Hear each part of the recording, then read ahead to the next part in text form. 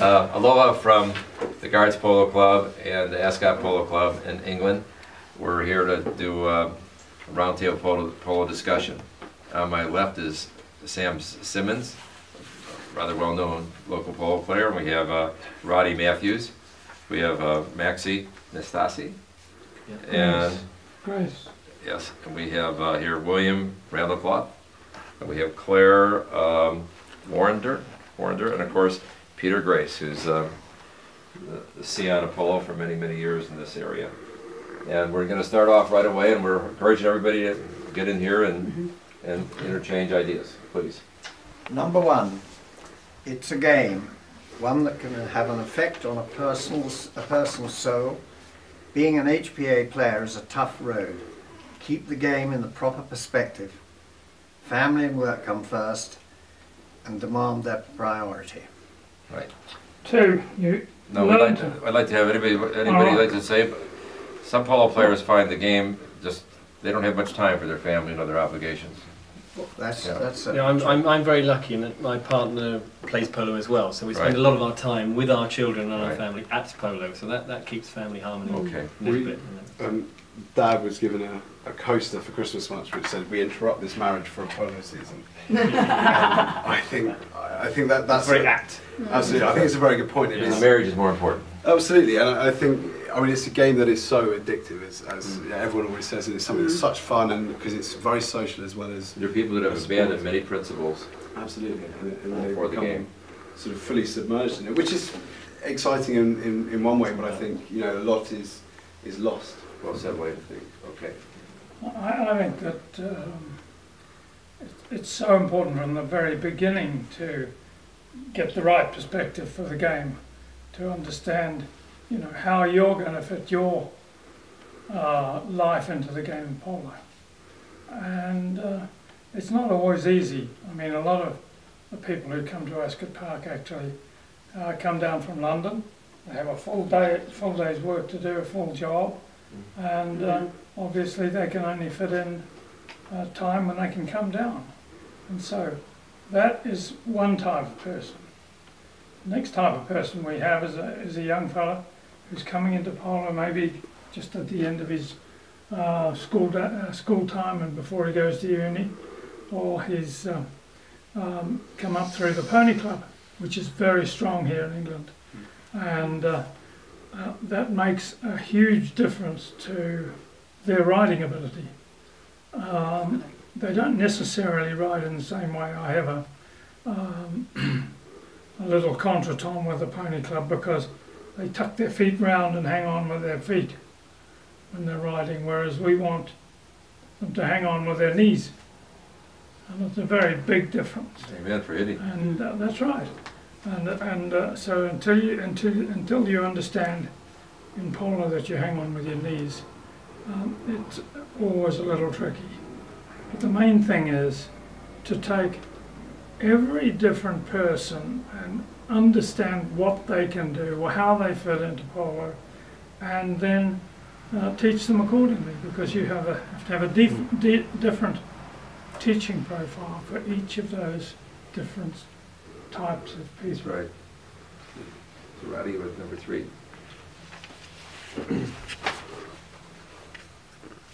Keep your cool. You looking at this one? Yeah. Just read through this first sentence or something. I want to read this number 2. Okay. No, do you want Two, to yeah. I think we've dealt with it. We dealt with it. I certainly dealt with it. Yeah. I didn't read Number it. 2, learn to be a horseman. I think you summed it up. The point is we want people to be a horseman first. That's And I right. think you said it beautifully. I'll just read a sentence or two at number 3. Remember, the character traits you displayed during the passion of the game may represent your real character. Under stress, much is revealed. Right. Let's talk about that for a few. Anybody like to chime in here? I think as an umpire, which I do a lot of professional umpiring, you see a lot of this side of the people's personality. And I have a lot of close friends off the polo field whose personality completely changes when they're under pressure with a polo man. And, Amen. that becomes something difficult to manage when you are umpiring. And, yeah, it's almost bipolar in some ways. people just change their personalities so much. I was playing it with Ruben Garcia in Hawaii, 7-goaler. He said, it is Hexon. He said, Patrick, I think the personality on the horse under pressure is the real person.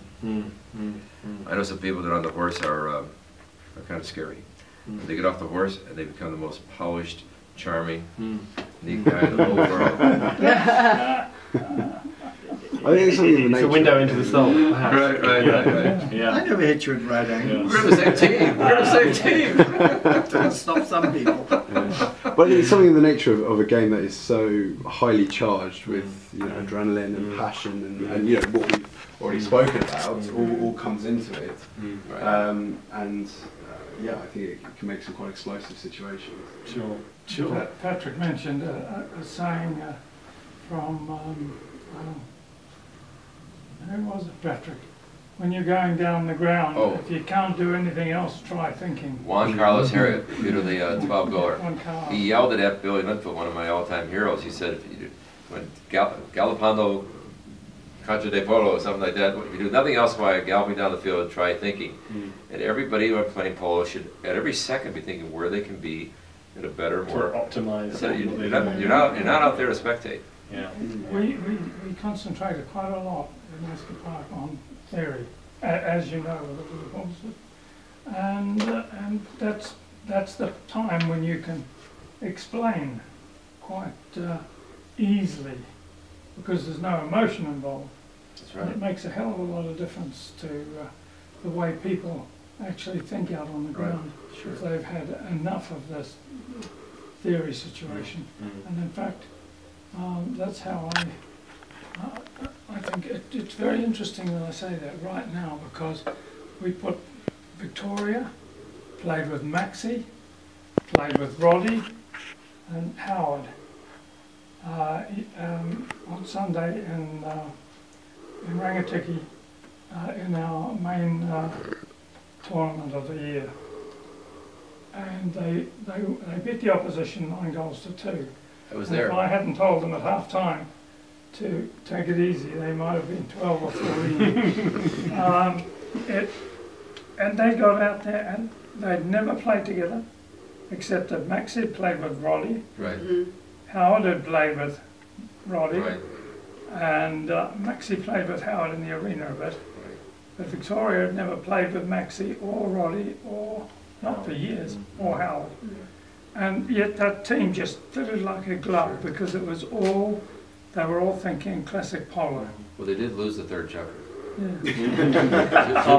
They lost the third checker. That was after the pep talk. Yeah. Take it easy. Why don't we have guard the number 4, Maxie? Number 4. Yes. Because a player is guilty of crossing the line does not mean they should be run down or injured. Okay. How do you feel about that, guys? Cross your line. You're totally in the right. What should you do?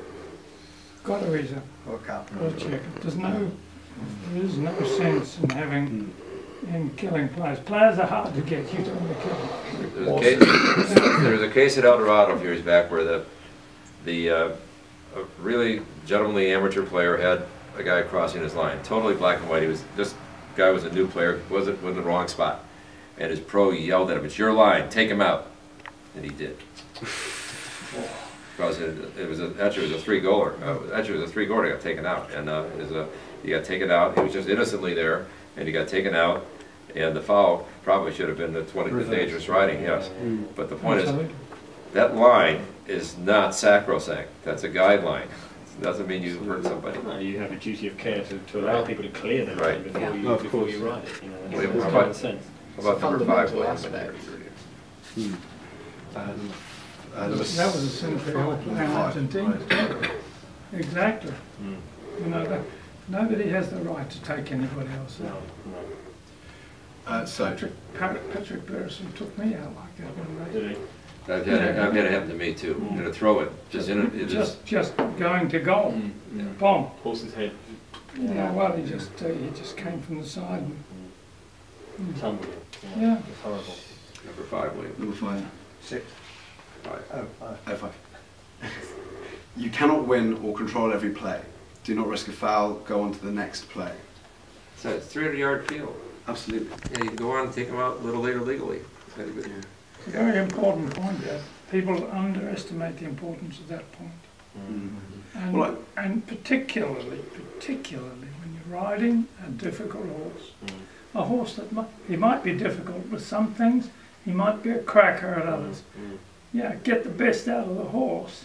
But if he's going to be difficult to do something that you know about and you want to know your horse well enough, go on to the next play. That's so important. Anticipation is the Yeah. big thing. Claire, you have number 6. Number 6, umpiring. Speaking of foolishness, when a player fouls near the goal mouth, it should merit the award of a penalty one. This rule is not in the book for show. As an umpire, use it, make it work. It creates a safer attitude. Well read. Absolutely. Best reader we have. Do Absolutely. more, you can do more. Yeah. No, I think Now in Hurlingham, when you have a penalty one, you keep going the same direction after a penalty one. Is that correct? That's Hurlingham. correct, yeah. And where do you line up?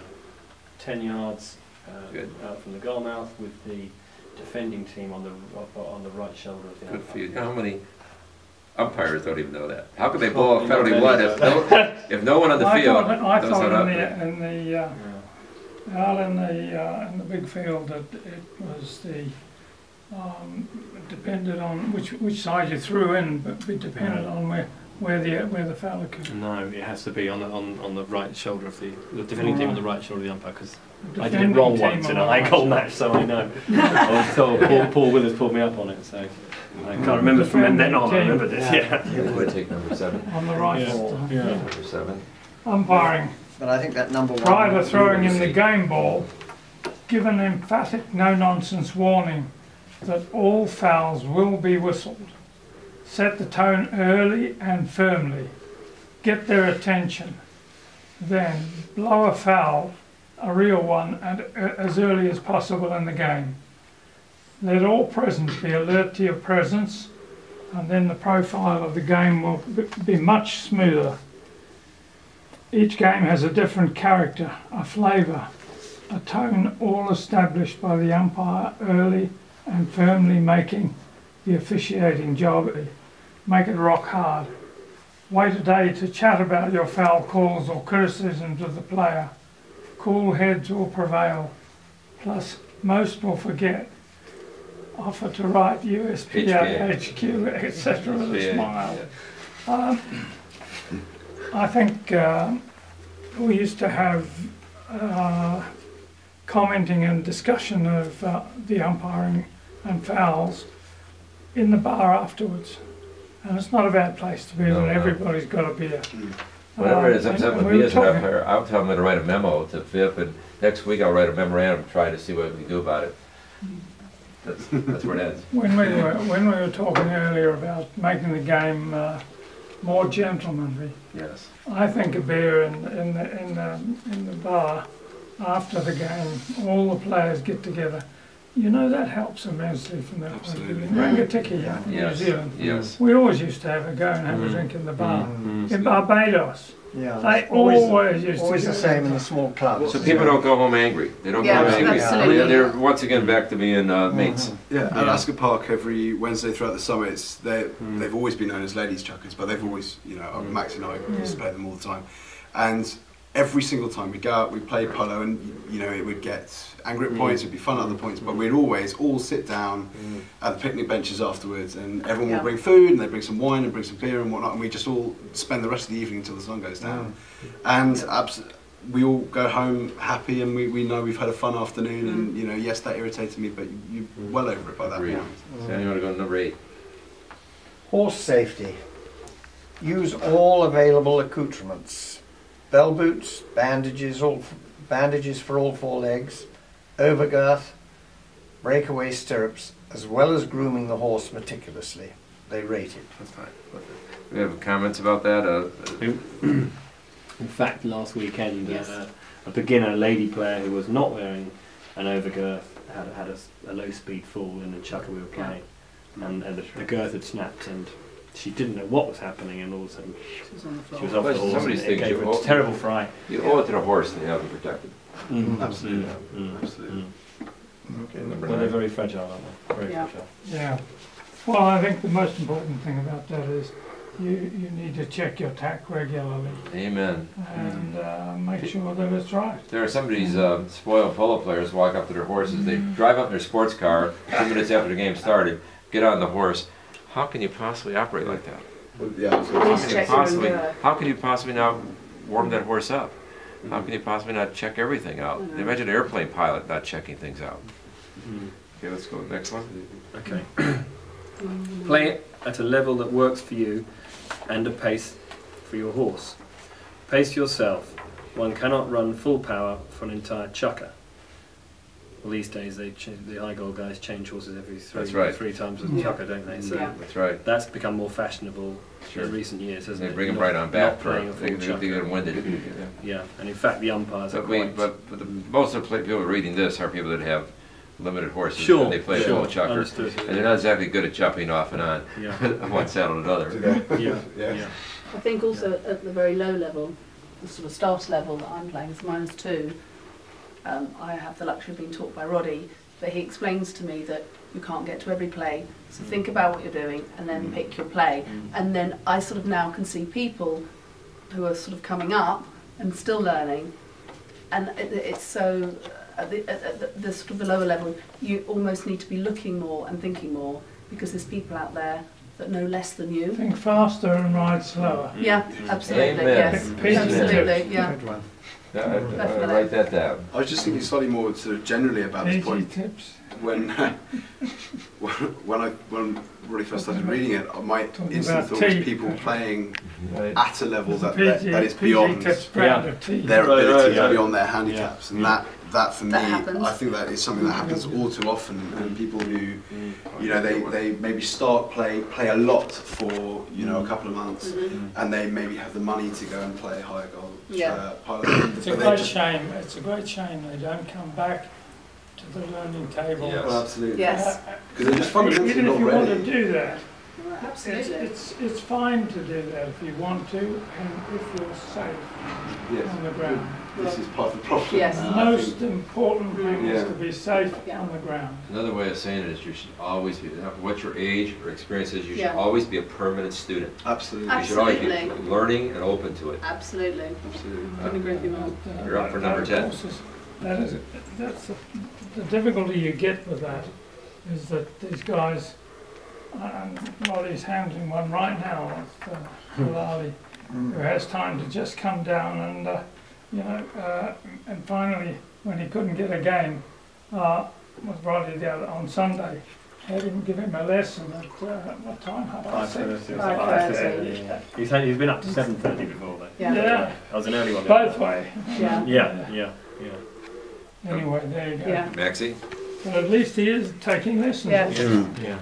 And he And certainly improving. is learning. You realise the benefit. All right. Number 10. Once again, safety first.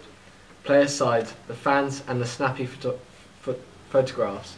Wear all safety gear, i.e. lightweight elbow pads. You will lose zero movement and will minimise injury. Hawaii's legendary Bog McGregor used to say, in polo it is not not if you get hurt, it is when you get hurt. Mm. Minimise your level of injury by thinking. Let's talk about, anybody wear elbow pads here? I had serious injuries in the elbow. You know, Nobody does. I bought a pair. That you don't even feel it. You can have children's knee pads, just plain simple white ones, and they protect the elbow. It doesn't, you don't, and Joe Baker, who was out of polo for a couple of years because of a mallet into his elbow. I go I over. know somebody, I remember Charles Roberts getting up I've had and taking problems. it to the elbow. They are But it getting is more a fairly, they are very rarely used Right. here. Yeah. certainly. I've noticed those gloves with the sort of carbon fibre over the knuckles, those sort of things that reduce any. They were fun enough, that sort of concept originated from David Jamison, Right. who had arranged and agreed to finance a team in Deauville one year, and he got smacked on the knuckles in the match before going to Deauville. He couldn't play, so it cost him sort of 20 grand or something not to play polo. And he came to us, and he had a sort of botched job, and so I got Yeah. these glove specially made with padding on the back. Right.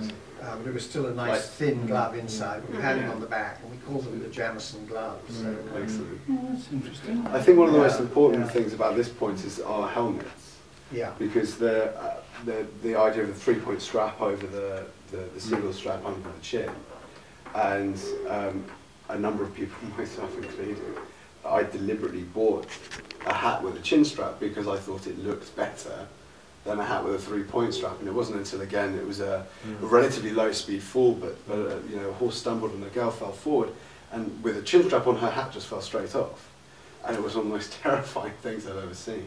I've seen that. And but just the idea of these 3-point straps, their helmets tend to look a bit more sort of mushroomy, a bit more, and you just think it doesn't The quite equipment look you go right. down in a big wreck is totally different than the equipment you want to have your photos taken in. Oh, well, absolutely. This is Yeah. the thing. This is the thing. Let's talk about face. Let's go right on. I'll just introduce. Let's talk about face guards. I agree with How do we feel about face guards, Maxie? Just don't have to read it. Just talk about face. Personally, I've always used a face guard, But this is your good-looking guy. but also Oh, because good I've looking fellas seen. with faces. Look at me. Takes after his grandmother. Actually, ever since I came to America, Yeah. and I created the face guard over here by buying David Ellis the, was running. the Oxley helmet from Tell me it was David Ellis. the guy who, David Ellis. David Ellis. Right. Thank you, Elizabeth.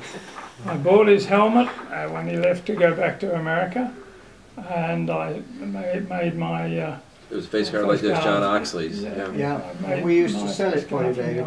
Hilton. Yeah, absolutely. Still made that. Yeah. You designed it with a breakaway face guard too, did you not? Some Yeah. later, you had a breakaway one? Yeah, I got it with so that it would come off in series. I've seen ones with the vertical, which I think, for whatever reason, seems to be better for visibility. Like I always had a face guard, and the vertical one, I did a lot of sticking. I couldn't tell that I didn't stick a ball with the face guard, but I had no trouble. Sure. Either way, you just get adjusted to it. The danger is I saw some in America when I went over, which were absolutely lethal because they were stainless steel. Right. And these things, if they came loose, Yes, they there- were going to... There was one case I never verified it. The thing stabbed the person. Yeah, It assumes the equipment's good equipment. yeah. It yeah, assumes the yeah. equipment's But good. we- Yeah. exactly. And there was It's one important. story. One of the pros said, 3Go Pro said that he didn't want a face guard because he heard that people go down and would twist and break the neck. Yeah, I've Well, had let me this tell as you, well. I've asked everywhere in the globe. There's no case of that ever happening, but there are cases. I've had 4 friends lose one eye in polo during my tenure. I've had 7 people I know die in polo. I've had 2 lose their quadriplegic from the neck down, and I have 2 more that are still alive but have brain damage. It's a dangerous game. You might, it's probably the greatest game in the world, but you can do some things to offset it. Absolutely. We had one at the women's as well with Rosie, who wasn't. But she had a horse. I mean, the horse tripped forward. She fell forward, and as the horse came back up, straightened her. He lost his eye in Arena Polo, and the guys at Empire when you were there. Yeah. The pro at Empire. Arena Polo, you're just in there crashing all the time. Why don't we take number 12, Claire? So, No, let's go right to, number 13, let's go to 14. 14. Okay. Why? During the 13th. No, skip that, we've covered that. Okay, Let's do you go want to 15? Let's go to 15, right. Examine your equipment regularly, repair and upgrade as needed. Marlo Lualua from Hawaii, Peter Rizzo of USPA fame. That's a quote from Peter Rizzo. Okay. Yeah, that's once again like a pilot. You have to inspect your stuff, and you have to make sure you have an overgirth. You have to make sure you have the proper Absolutely. equipment. And checking stitching, buckles, the lot. And St. Clair Hill used to say always go to the match with 2 whips. Number 16, Peter, is quick. When the horse treads on one, you still got one. Number 16, Not Peter, is asking right your up. mate to go and grab one out of the car. 16 is Number yours. 16? Yeah, it's what's yours. You don't have to read it. Yes, videos on Polo Encyclopedic Media. Add it to your digital book, iPhone, iPod, etc. Airplane time, audio time. Make ongoing education a regular item on your agenda. I don't think it said, it mentions that people should be going to your clinics, Peter, and they should be reading your book and learning from you when they're here in England. Well, I hope they do. Good. Good. I don't know anybody that teaches the game any better than you. And so let's go to number 17 because Sam introduced. Hitting cages. Yes. Hitting cages. Best PA Max Linfoot cage. Not only a super technique on how to improve striking the ball and using the near side without fear, but also a chance to save your pony's legs. I have one point on that. The famous all-conquering team of the Maharaja of Jaipur in the 30s, I think there were 3 10-go players, or 2 10-go players and 2 9s, and they came over and they wiped the eye of everybody here, as you can imagine. And they used to spend an hour a day, each of them, on the wooden horse. So if you get some 3 4-go player say, oh no, you don't need to go on you have to be on the real thing, it simply isn't true. It's a brilliant. That's how I first started. That's an interesting. I've never heard that before, Sam. Yeah. But I do know that Howard Hipwood goes to the wooden horse at the beginning of the season every day for a week for an hour. Yeah, And well, we'll really work on it, you know. and And don't forget, in the wooden horse, you can relax, you can take it easy, or you can make it work for you. Yeah. And I'm a great believer in hitting each shot separately. And stick and balling too, this is important, stick and balling. That if you teach your students to go out and hit forehands until they're happy with the shot, and then turn to open backhands and concentrate on that shot until they're happy with it. Okay, then go on to the near side, forwards and backwards, and you'll find that they get far more out of that half-hour stick and balling than just going around and following the ball. And the next most important thing about stick and balling is scoring goals. If you can get out onto a polo field, score stick and ball between the goals, okay, and score a goal each time, and you will find by doing that that your goal scoring ability increases immensely. The other tips. thing, When you're heading for goal, make sure your fingernails, these fingernails, point towards the centre of the goal. Good idea. You know, I know several people that are going in Sunday's game and other games. They're going down the field very fast. When we get to the pole, there's no one near them. But when they get to the mouth of the goal, they keep going at the same speed. What about slowing down and collecting the money? It's I mentioned something about the cage is that military pilots, F-18 fighter pilots, they're required to go into a simulator before they go in the real thing, all the time. That's where they get rid of the mistakes. And at El Dorado, we had something called the Donegal Shuffle that Bill Meeker invented. We take 2 players on a field and 2 balls, and we'd have a race. And it's always best play gentleman because we have no rules. But the first one to score, depends on what the other guy was doing. You're watching him all the time, checking him out, and if he's going ahead of you, you got to have a big hit. Otherwise, if you're ahead of him, you kind of shepherd your ball in. There's a lot of techniques. Right. I suppose just the general point is, practice and just keep on practicing in what whether you're out in the field taking balling or whether you have the opportunity to go into a hitting cage. Just keep practicing the whole time. There's too many people that don't respect that. Exactly. You're never going to sort of dramatically. I mean, you can learn a lot, I think, by playing chuckers and play matches, of course. Yeah. But if you don't master those fundamentals, which you can't concentrate on in a match situation, then you're not going to progress as quickly as you would like. Peter, some of these players in the cages were using a mallet with fishing weights on it, so they'd have a little heavier mallet during their tune-up or thing. Have you ever done anything like that? But then they would use. I wouldn't advise it. Not too heavy. Not advise it. No. The reason I would not advise it is because you want to get used to hitting with the stick that you play best with.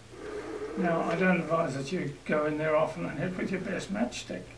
but you want to hit and get the Right. balance and the Right. feel That's true. of the same stick Same weight. weight that you play with in a match. Good point. You don't want to do that. Good point. Why don't we Yeah. take number I mean, 19 now? if you wanted to strengthen your arm, Number Yes. 18. you do it in a totally different way. Can you? Just weights. Exactly, do Just weights. weights. David Carlos- Jamison. Carlos Cressida used to do, when he was Right? already 10 goals, he would do a workout with weights every day in David's Now, you have to Jamison's cross gym. train. You can't just. Yeah. Yeah. Well, David Jamison, I mentioned, he was the first person that built a short polo stick with a 10-pound lead weight on the end of it. I've seen that too. And because he was a left-hander by nature, when he started on the wooden horse, he couldn't hold the stick for more than a couple of minutes. Right. It was so unwieldy for him, he just couldn't do it. Imagine us playing with Anyway, I black told him to hit a tyre with this heavy weighted stick, and he built up the muscles in his left arm, in his right arm, you know, he got to 4 goals, David Jamison, and he was a pretty useful player. And a fine gentleman. And a fine gentleman too. Yeah, laid back in the team, where, in my belief, you know, if you're a big learner, that's where you've got to play. That's right. You can't. Number 19, Roddy. Near side. When hitting on the near side, one must be committed and finish the strike with a sense of certitude. Namely, you are out there. Practice 90% on the near side. If you are accomplished on the near side, you will be hot stuff on the off side, similar to tennis and other sports. Work on the tougher part of striking. Another hitting tip, it's a short, quick mnemonic to flash on when approaching the ball. PAS. Position, arm extension, spot on the ball. Do you have any, Peter, you must have some little things like that you give the students. Yeah, the timing is 10 yards from the ball. You concentrate on riding correctly past the ball. 5 yards from the ball, you concentrate on the swing. And the swing is 1 and boom. And the timing remains exactly the same for each swing. 1 and boom. Okay, and the boom is the hitting the ball. Sure. 1 is getting into the 1 position, which is very important. If you don't get into the 1, you won't hit the You ball mean at all. the address? The address is the number one. Yeah, 1 and boom, Yeah. 1 and boom. I don't know if it's just me, but I noticed there's very few people, penalty shots or otherwise, ever hit early. You ever notice how many penalty shots go off to the right? Mm. Everybody seems to hit late. Am I wrong in that?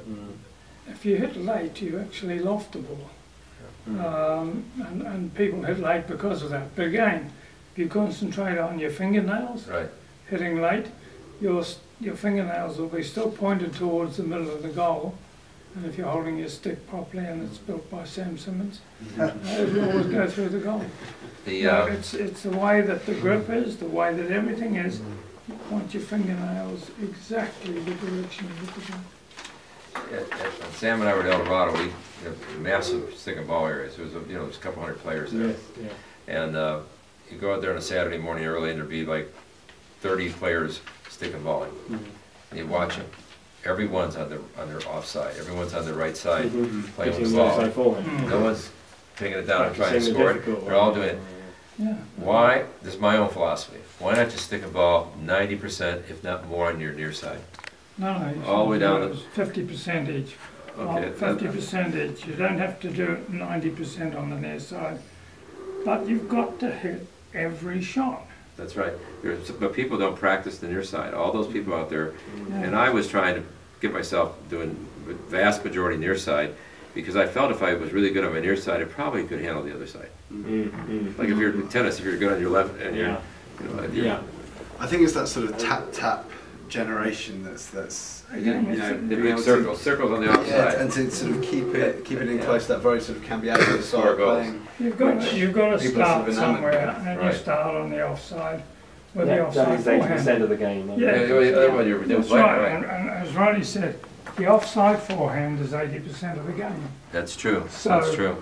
It's a little pointless sticking ball in Right. for 90% of your time on the Right. near side. Well, the beginners except can't. having Having said improves that, it. The beginners can't do it anyway. well, Yeah. Why can't they? Go back to the wooden horse and learn how to play on the near side. Oh, no. Yeah. Yeah, you can go back to the wooden horse, but it's a matter of understanding how to twist your body to hold on, Right. because it's the twisting of your body holds you on. That's the value of the wooden horse, I think. Yeah. What I should have said earlier on the wooden horse thing is I find it a great tool from the learning is you can get the range of movement Yeah. from students that you cannot on a horse because of the fear factor.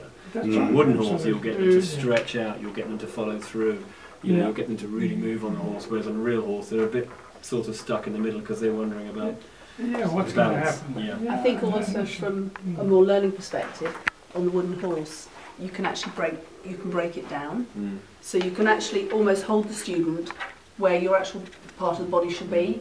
So you can actually angle shoulders. You need to be there, gripping with your knees, getting out, and you can exactly try something that certain clients would be Outside your normal would be range. fearful to try on a horse Mm. moving. So that way, it's invaluable as a learning tool. The wooden horse is essential. Yeah, absolutely. But practicing anything on your polo must take you outside of your comfort zone. Yeah. Otherwise, there's no point in doing it. Exactly, especially the nature of sports. And that's where I aspects. think, Patrick, your point being everyone's playing their offside shot. It's in their comfort zone. That's right. It's their comfort Yeah. zone. That's To right. get outside your comfort zone, Yeah. especially it's a recreational sport, people go for having Have fun. fun. It's only the really determined That's people right. who want to get better. They're going to How go many outside their people- comfort zone. How many people, when they should be doing an earshot shot, rush over to the offside back shot and foul? Mm. They're going down the That's a line great comment right there. because they're not comfortable with the near One side. thing one thing that should be said is that if the ball passes your left shoulder, stay on the near side. Mm. Yeah. Otherwise, you Stay have to have for- crossed. stay yeah. That's right. But you got to have a near So side shot to do It's a that. very easy thing to think about.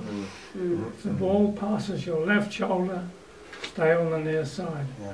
And the other thing is that, as Patrick was mentioning, when you're stick and balling, and you stick and ball always around to the right and stick and ball on the offside, you forget about, in stick and balling, you forget about the rules. And you just go to the ball and hit it. Yeah. Well, in stick and balling, you don't forget about the rules. And if you put it on the near side, you hit the ball on the near side. And you've got to do that. Another classic with that is Yeah. the offside backhander and then immediately turning right. Oh, Yeah, yes. Your absolutely. opponent, which is of course going to be a foul. Yes, Yeah. that gets comical. You from see time that to time. Yeah. stick and balling all the time. People turn. Yeah. Yeah. The other thing to remember is that when you're playing on the near side and going to the line on the near side, don't go to the ball. Go to the line of the ball, 10 yards behind the ball. Pick up the line early and you won't foul. As you play the shot, your neck going away automatically and you won't foul. If you don't pick up the line and you go to the ball, It's impossible. you foul. Yeah, you cross over the line. Go straight So to it. you You can't always do that pick and up the that line at the same early. time. Right. All the best near side players, you see them pick up the line very early. Yeah. I mean, Howard Hepwood was a classic backhand on the near side player, one of the best in the business. And he always used to join the line away behind the ball, very flipping around. And so he never fouled. The next one's, this next couple of numbers are Mhm. strictly in the U.S. We have something called the Billy Linfoot Most Improved Player Award for each club. Does Hurlingham have something of that nature? Only in Pony Club, I think. You know, you might want to pick. Yeah. You might want to pick the Peter Grace Most Improved Player Award or something of that nature, Yeah. or maybe Sam. So. But the point is, we chose Billy, and the thing is, everybody who's coming up in polo knows they've really improved the last year, and every club gets an award to this person. It's very nicely done. It doesn't cost a lot of money. No. The Polo Association sends it out, and lately I noticed only about half the clubs were doing it. And I think that's something you might want to consider fostering here at HP. We're great believers in Yeah. awards at Ascot Park, definitely. Any excuse to hand an award. But there out should be, well. Yeah. and the thing is, the trouble is the people that decide on the award are the veterans, and they're not going to receive it. And so it No. needs to have somebody who really wants to get the upcoming guy. Yes. Ascot Park does have a Most Improved Player Award. Yes. Yes. But that should be a association Yeah, level, yeah, and it should be yeah. named after somebody respected, and it should be done in a very serious mode. I could send you the Billy Linfoot stuff. The Young Player Award is given at the international Yeah. match every Mm. July. There's a best young player of the year. Yes. Yeah. That's Yeah. far as I know is it. Yeah. Let's go to number 22. Sam, you want to do number 22? Be early. Test ride your mounts. Discuss with your teammates your game plan. Driving your car up at the last second and jumping on your horse is unwise and perhaps dangerous. Well, I think we've seen too many people doing that. Yeah. And it's just more of a And I from find teamwork. the thing that one of the things that I find quite extraordinary that in polo you have the so-called professionals who come to the game and you don't see them do any exercises, any limbering up, and how many of them you find with riding muscles, pulling riding muscles. A Yeah. professional athlete. Well, Absolutely. it doesn't happen in any other sport That's that you right. get these injuries. Yeah. And you know, all right, it's a game, but it is, you know, for some people it's a profession. Well, this- and they- absolutely. and they Yeah, that's just, right, Sam. It is a Um, profession. for some people, And, and they a should lot be of the- professional The about it. local And not- professionals just get to the game. Yeah, and, yeah, you yeah. know, Well, they don't practice their penalties like they should. Yeah. They don't get out. What I used to tell people to do is You know, you should hit 50 penalties a day if they're going to Yeah. really. Memo Gracita. I used to tell people to watch Memo Gracita's barn or truck between chuckers and before the chuckers. Everybody's trained, everybody's professional, every little thing was considered. Every horse was tuned up. Everything he did was professional. Well, absolutely. But he there's was the not first no to- reason why an amateur couldn't pick up some of those qualities. Of course. Well, the big games are won off the ground rather than on. Right, just like military battles. Mm. I remember the US Open one year when it was in Kentucky. Do you remember that? Were you there, Patrick? I can't remember. Mhm. When Ron Boniguidi won with Memo, Right. Memo Gracida. And Memo, it was raining, it was really bad weather. And Memo had the studs changed on the horses something like 3 times before the game actually started. He kept sort of assessing the situation. And Well, at that degree of like- profoundity he won. I mean, Yeah. that's... Like in Formula One or Yeah, anything yeah. like that. You know, Yeah, you yeah. absolutely stay on You've got top. to change the tyres. Absolutely. Yeah. Absolutely. Claire, why don't you take number Interesting. 20? But you can't, our stud rules make it illegal to go with longer studs, which Yeah, I well, I guess think, is what he you was know, doing. Yeah. Mm. Claire, you want to take 24? 24, certainly. When you miss the ball, don't take it out on your horse with whip or spur. Remember your horse is doing 90% of the work. Absolutely. It's See, people- inexcusable. Have you That's It's not seen- inexcusable. Have you seen somebody? Right. Have you ever seen somebody? We had a player come over from Ireland a while back, some number of years ago, and he was upset with his horse, and he got off the horse in the middle of the Sunday crowd, maybe 1,500 people, and he held the horse's rein. Then he beat the horse for a while, then he let it go. That's, That that's would totally disgrace- that would get you a irresponsible. ban. Yeah. Yeah, Yeah. he was banned. Yeah, but Yeah. the point I'll is, tell you one thing. He'd be up in front of the steward so Yeah. fast he didn't Yeah. know Well, what to do. absolutely. I mean, it's just, You probably get a year or 2 ban for that. but you do see it. Yes, I mean, and at more to least the point, I you would say. hear it. Yeah, which is Um, and it terrifies Which your own is horse. just, it's a sickening feeling. Oh, You it's can- horrible. You know, you're Yeah. sitting in the crowd, you know, you're not even involved, Yeah. you know, in the game physically. Thankfully, but you the just- welfare side of the sport has really Improved, emerged in yeah, England. absolutely, It's really yeah. And changed. you know, luckily, you know, we've improved ahead of the game. Yeah, We are ahead of most branches of course. of. The whip away from the reins is a foul. even Otherwise, once, you've taken once. even once. That's before the ball's even You're not been allowed to do touched. that going into a No. lineup, for example. You can't No. use the whip. Mm. I used to have a really sleepy horse, and I'd hold the whip, and I wouldn't hit him. I'd just drop it, and it would just bounce off his shoulder. Mm. He was awake. Well, that was- Once the chucker just had a drop. Yeah, well, that's obviously not excessive use, is it? That's just showing the horse that you've got. Mm. Yes. How about number 26, William? The key to better polo is anticipation. Those who anticipate the next play, where the ball will be, make the winning plays. Think where I might contribute and position my horse early. I think that's it. Speaks for itself, Yeah, doesn't absolutely. it? Yeah. And it goes into the sort of chess tacticsy side of the game, which I think I've we seen need to- teammates and even myself sometimes maybe taking a 10, 20 seconds of doing nothing, Mm. not thinking or, you know. Yeah. Tuning out, yeah. Mm. Yeah. 27. 27, please. Never turn your horse's head across the neck of the opponent's horse or slash the bit into the other player's arm. This is a foul, though often not witnessed by the umpire.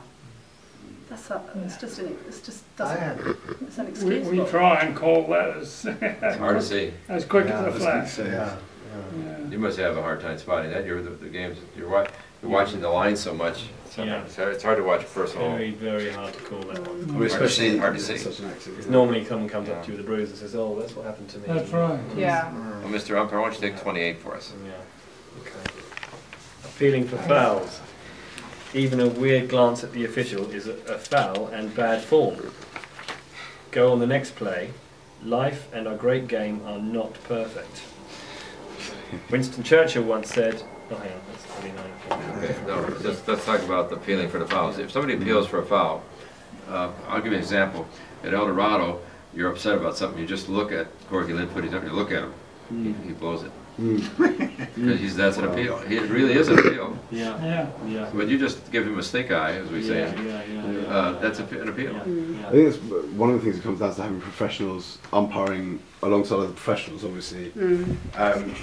The problem is, as an umpire, imagine in some situations you know as much as the guy who you're umpiring, or vice versa. So it can be slightly difficult. What really irritates me on this point is amateurs at the lower level of the game who spend their entire time appealing, and they're not good enough to, or they're not quick enough at the time to appeal, realise they're not getting it, and then get their stick down to make the next play.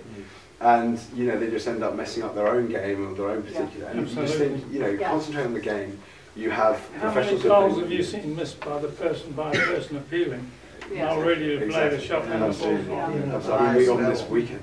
At the highest level. Absolutely, and that's just so daft. Apart from anything else, you just look so foolish doing that. Well, we're pretty much going to wrap this up now, but I wanted to, I'm not sure I have the quote right. I'm trying very hard this trip to learn how to speak English. But a polo handicap is your passport to the world. And I know it has been for me, but I think it's one that you have to re-earn. I think that's what we're doing today, and we're trying to do with other people. Any other comments, Peter, that you'd like to add? Yeah, I think there's so much to learn about living. I'll give you a couple of interesting comments. People on the high goal miss so many goals because they don't understand that if you're on the open side and you're cutting the ball to the goal, aim at the right goalpost. If you're conversely putting the ball under the net towards the goal, aim at the left goalpost.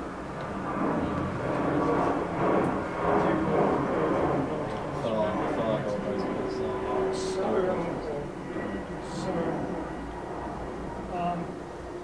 There are lots of little PG tips like that. No, they have to wait for your next book. Yeah. I don't want to give this away. They have to buy the book. This is the greatest game that's probably ever been. It's probably the greatest game ever. And I think this is about each and every one of you putting something back into the game. And I thank each and every one of you for it. Yeah. Because I think if we get this thing done right, we're going to have this. People will be watching these tapes and these lessons and these roundtables for many, many years to come. Thank you for the opportunity. Thank you, Patrick. Thank you, Patrick.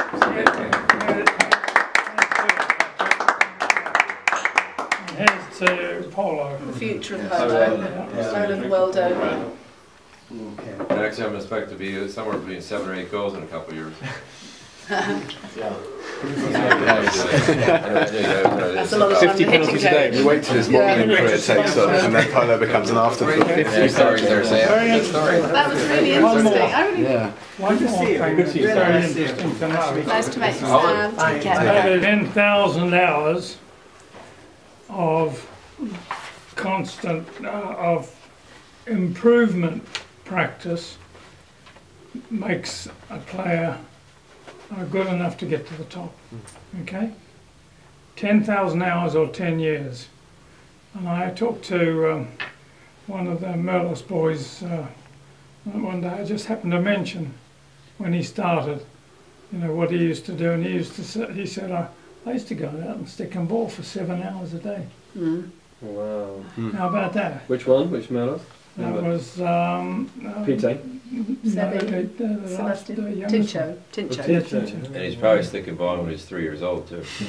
Well, of course, Got a son. that is the, Yeah, Roddy's got a story about Tincho's Tincho, youngest. I used to manage a team when Tincho was playing. He's got a son who's 1 years old. One and a half, Just about yeah. walking.